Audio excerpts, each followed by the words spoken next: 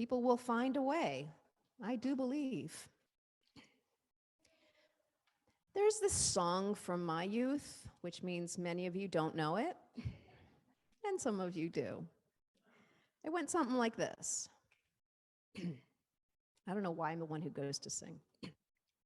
I'd like to teach the world to sing in perfect harmony. I'd like to hold it in my arms and keep it company. It goes on, but I'll stop there. What is harmony? I looked it up. Musically, it's the sound of two or more notes heard simultaneously. Sometimes it also includes instances of notes sounded one after the other consecutively.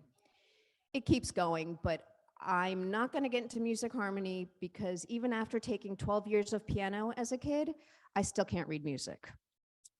Clearly not my thing. But harmony, whether in music or in life, is a concept worth consideration. For most of this year, Reverend Sam and I have been exploring what is love. We've pointed out how it is in our actions towards others, our actions towards ourselves, towards our world. It's in our actions. We've urged us all to have open minds and open hearts, to seek out the good, to seek out similarities, to appreciate the differences, to seek out common ground.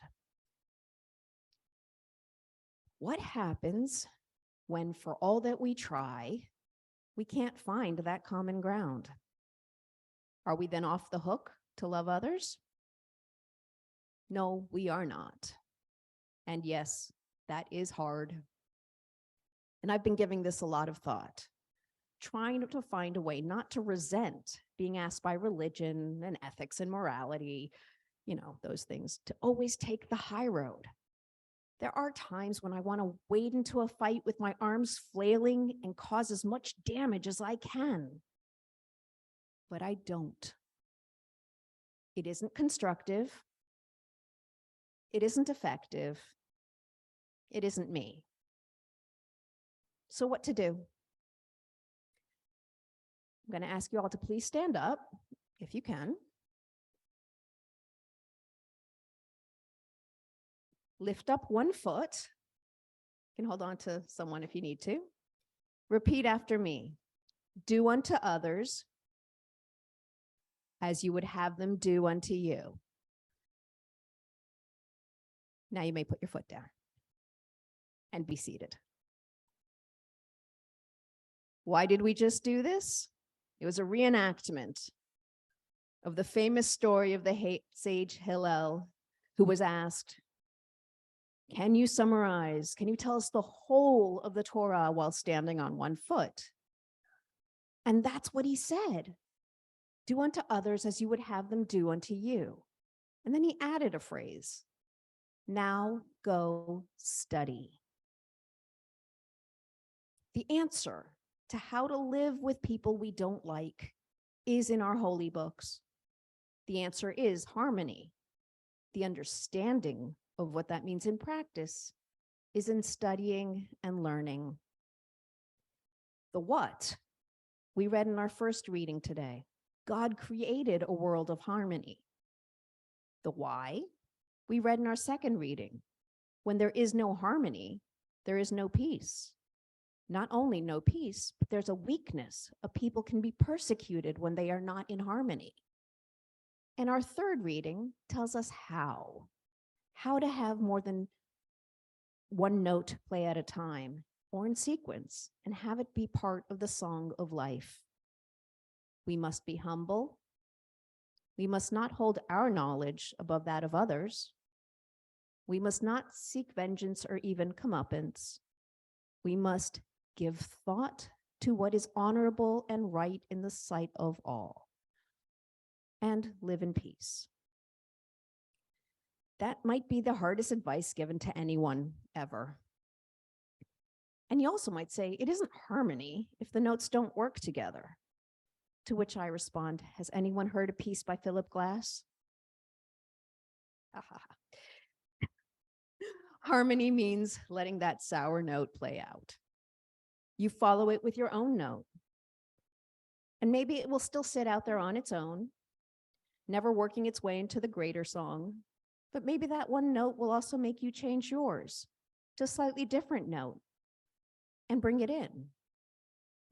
Open up a way to include it. It's a lovely metaphor, but hardly something to hold on to. So going back to our holy books, I keep saying they give us the answers, or at least a model for this. In the Torah, there's an underlying assumption that humans need guides and rules in order to live with harmony with one another. Here's an example. In yesterday's Torah reading in the synagogue, this Parsha Yitro, Moses' father-in-law, Jethro, Yitro, visits the Israelites camped at Mount Sinai, and he sees Moses spend all day, every day, adjudicating conflicts, big and small, that will arise out of a community of thousands of people. He tells Moses, "You're going to burn out doing this. Besides, we need you to do other things." He then suggests and creates a system of circuit courts. He says, "Gather people you know and trust, and they can handle the first set of things. What they can't resolve, send them to other people, an even smaller circle of people you know and trust. And if they can't resolve it, those few that are left over, Moses, those you can handle. And that gives us time to have you help us with other things." It was an efficient system. It was a fair system. Look what it implies, though. It implies people have arguments and disputes, and that's okay. That's human. It tells us, though, we can create systems and structures to fairly and equitably deal with these. We can build these mechanisms into society. This is what the Torah teaches us.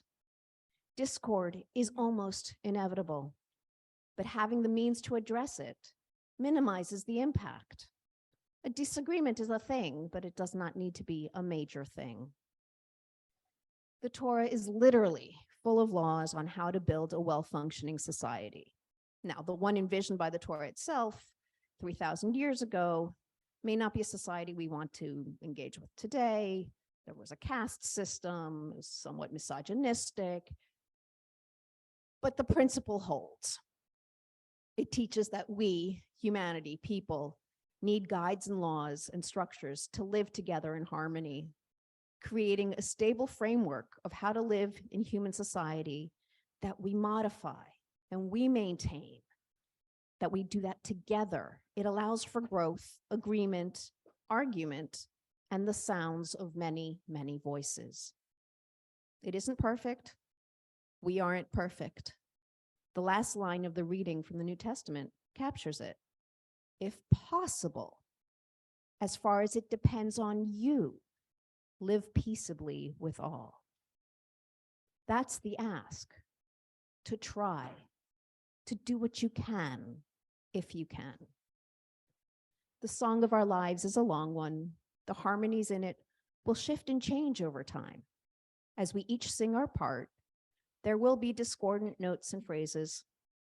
The trick is not to let that overpower the song as a whole, to have hope, to teach, to act honorably, and to live in peace. As we've seen throughout this year's exploration of love, our actions and reactions are the heart of the matter.